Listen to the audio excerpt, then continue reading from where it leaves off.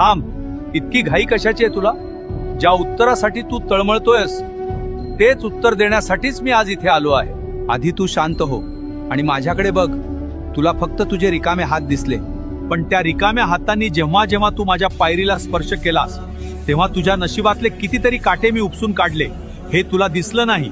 मी तुला रिकाम्या हाताने परत पाठवलं, कारण मला तुला चिल्लर नाही द्यायची होती. मला तुझी पात्रता इतकी वाढवायची होती की त्यात माझं यश मावेल.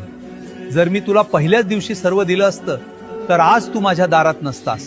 तुझे पाय मातीला लागावेत, तुला माणुसकी कळावी म्हणून मी तुला इतके दिवस फिरवलं.